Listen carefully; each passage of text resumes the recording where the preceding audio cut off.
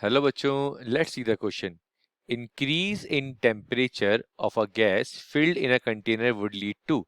तो यहाँ पे बच्चों क्वेश्चन बोला है कि अगर आप टेम्परेचर इंक्रीज करते हैं किसी गैस का जो कंटेनर में फिल्ड है तो क्या चीज इंक्रीज होगी या क्या चीज डिक्रीज होगी। तो पहला ऑप्शन है बच्चों increase in its mass, second is increase in its kinetic energy, third one is decrease in pressure, and the fourth one is decrease in intermolecular distance. The first increase in its mass, second is increase in its kinetic energy, third is decrease in its pressure. तो बच्चों अगर यहाँ पे हम बात करें की concept की, तो यहाँ पर की कंसेप्ट क्या कहता है बच्चों। अगर वो की कंसेप्ट क्लियर तो इसका अगर कुछ रिलेटेड क्वेश्चन आए तो वो भी आप इजीली कर सकते हैं। फॉर एग्जांपल, जब भी आप किसी भी गैस का टेम्परेचर इंक्रीज करते हैं तो क्या होता है। सपोज करिए बच्चों यहाँ पर एक कंटेनर के अंदर गैस फील्ड है और उसके मॉलिक्यूल्स हैं। अगर आप उसका टेम्परेचर राइज करते हैं तो क्या होता है, इन मॉलिक्यूल्स की वेलोसिटी क्या होगी बच्चों, स्पीड क्या होगी, उनकी इंक्रीज हो जाएगी। अगर उनकी स्पीड इंक्रीज होगी तो हम कह सकते हैं बच्चों काइनेटिक एनर्जी क्या होगी, उनकी इंक्रीज होगी, है ना। तो हम बोल सकते हैं अगर आप टेम्परेचर इंक्रीज करते हैं तो वेलोसिटी इंक्रीज होती है, और वेलोसिटी के इंक्रीज होने से उनकी काइनेटिक एनर्जी भी क्या होगी बच्चों, इंक्रीज होगी। और इसका अगर वाइस वर्सा देखें, टेम्परेचर डिक्रीज करेंगे तो वेलोसिटी डिक्रीज होगी, वेलोसिटी डिक्रीज होगी तो काइनेटिक एनर्जी भी डिक्रीज होगी।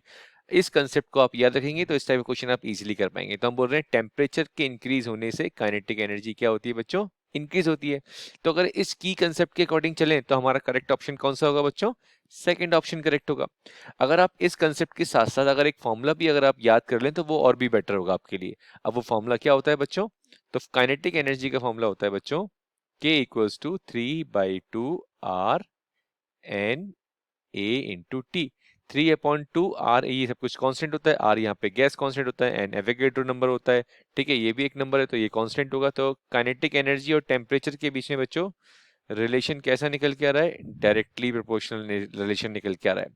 इसका मतलब आप कह सकते हैं अगर काइनेटिक एनर्जी इंक्रीज होगी तो टेम्परेचर भी क्या हो रहा होगा बच्चों, इंक्रीज। टेम्परेचर की इंक्रीज होने से काइनेटिक एनर्जी भी क्या होगी बच्चों, इंक्रीज होगी।